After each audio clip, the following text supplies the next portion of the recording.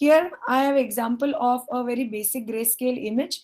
The smallest division of a CCD array is called as a pixel. And what is CCD? No, it is charged coupled devices. So basically, it's a kind of digital sensor. So when we want to calculate the total number of pixel in one image, that is very simple. It will be the number of pixels in a row and multiplied to number of pixels in a column. So that will give you the total number of pixels for one image. But when we want to calculate the total storage required for a particular image, that is not it. That will also require the information about the number of pixels that are required to store intensity of the image. So like for this image, the number of pixels are 7 rows and 7 columns. So the requirement of number of pixels is 49. So the value of pixels at any coordinate point is called as intensity.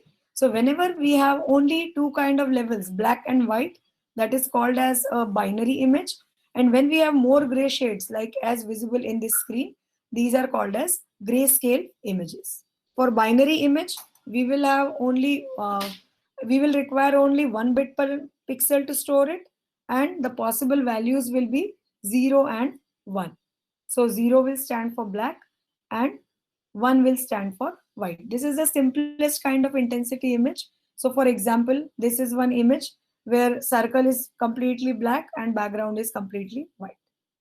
Grayscale images are images where we have other shades of gray available other than black and white. So obviously the number of requirement for bits will also increase. So depending upon intensity resolution, grayscale image might vary. So for the previous image, as we see, other than image size, for storage purpose, we will also require how many number of bits per pixel are there in that image. The size of the image or the bits required to store one image are given by B, and here I am talking about bits. So don't get confused with bits and bytes. Okay, 1 byte consists of 8 bits. Here still we are calculating everything in bits. So when we calculate the total size of the image, that will come in bits. In order to convert it to byte, you have to divide it by 8. The size of the image is given by B equals M cross N into K, where M is simply number of rows in the image, N is number of columns in the image, and K being how many bits required per uh, unit pixel. So when we say k-bit image, that is what we mean by that. If I have a k-bit image, we need to calculate the number of possible grayscales in that image.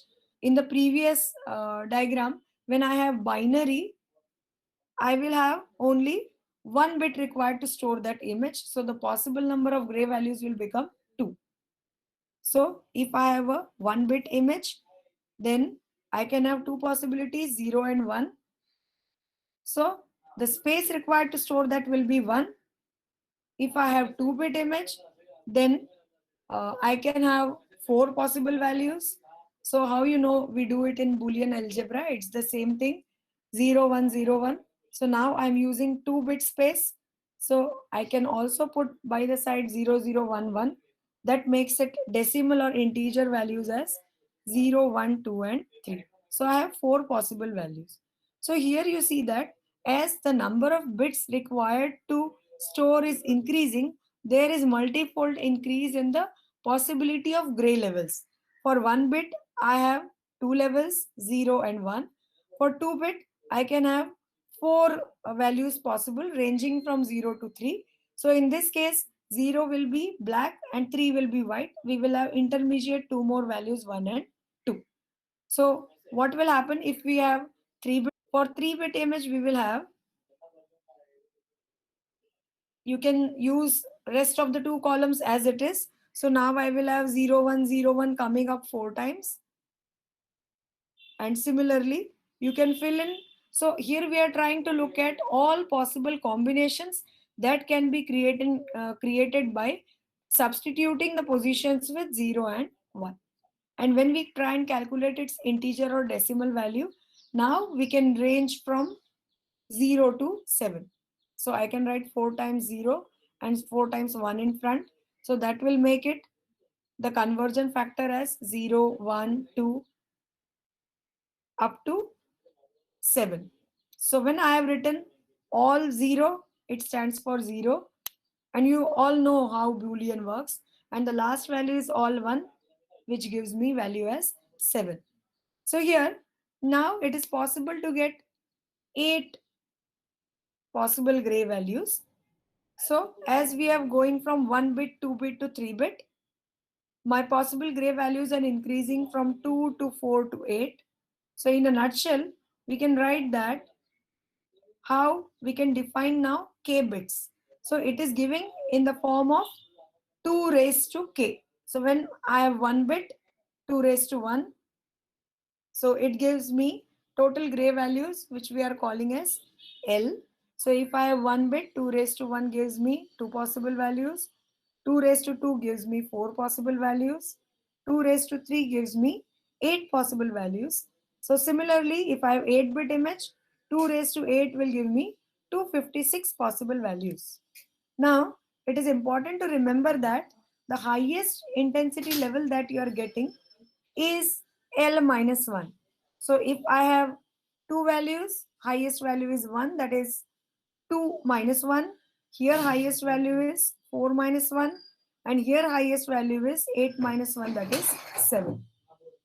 Depending on this, now what is the meaning of a sampling and quantization? Now we will see looking at one example. And let us look at what is the effect of changing intensity and spatial resolution for one image. So here I have one image on the left hand side. You can say acquire it on a CCD array. It will look like how it is visible on the right hand side. My entire image is saved on a CCD array of 10 cross 10. So total 100 pixels are available to me. And the quantization is done in such a manner that it's a 8-bit image. So the possible values are available from 0 to 255. Now, so here my smallest area is such that the entire image is divided into 100 such pixels. When we talk about quantization, the quantization means if you are looking at this red scan line, if I plot intensity profile along the scan line, it will come like this blue line that I have already drawn. As you can see, we are going from brighter side to darker side in a step function way. And then similarly, we are coming up again as we move away from the center. But now, because my intensity is not that change is not that smooth, I am seeing it in the form of a step function. So this is called as quantization. And how we divide image into number of pixels, that is called as sampling. So now here you can see left hand side image has the resolution of 300 cross 300. So there are total 9 into 10 raised to 4 pixels available for the same sphere image that I had. But now I want to save the area and I want to reduce my spatial resolution from 300 cross 300 to 100 cross 100. So if you see, look at this image 100 cross 100, you can see that now edges of the circle are not that defined. Let us reduce it furthermore. So now left hand side is now 24 cross 25 cross 25. So 25 are the number of rows, 25 are the number of columns.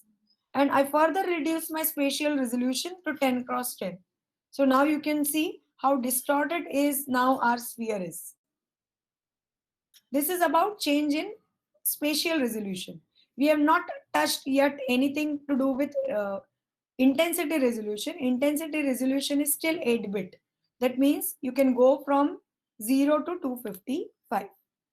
So if I see all of them together, the first image is 300 cross 300, second is 100 cross 100, third is 25 cross 25, and the last one is 10 cross 10. If you calculate the number of pixels required, right now forget about that requirement in terms of intensity. We are only calculating total number of pixels in an image. So for the first one, that would be 9 into 10 raised to 4 because 300 into 300. For the second one, that would be 100 cross 100. So that would be 10 into 10 raised to 3. So you can see how much space we are saving by decreasing the spatial resolution. Here, needless to say that I have zoomed in the images to bring it to the same scale. Otherwise, when I am reducing the spatial resolution, its size of the image on the screen will also keep on reducing. Okay, so we have come from 9 into 10 raised to 4 to 100 pixels. Okay, so we have changed requirement by 3 orders. Similarly, now if we move to intensity resolution, the left hand side is a 8-bit image and right hand side is a 3-bit image. So left hand side image, you see there is a smooth transition from darker region to a brighter region as you go from center of the image to away from the center. But if I change it to 3-bit image, you can see that now in 3-bit image I have only 7 possible intensity values. So the change will not be that much smooth. So you can actually see the steps formed in the image. But here now I am changing only intensity resolution. Spatial remain at the highest point. So the appearance of the circle is not changing. That remains as it is. What is changing is, so the left hand side or 256 values to be precise and the right one has 8 values. So we have reduced the intensity resolution. So let us reduce it furthermore. The left hand one is 2-bit and the right hand one is 1-bit. So the left hand one you see 2 raised to 2, so 4 gray values, 0 to 3. Center one is 0. You go from 1 to 3, so the brightest one is 3. We further reduce it, we come to binary image, that is 1-bit. So it has only 2 values, 0 and 1.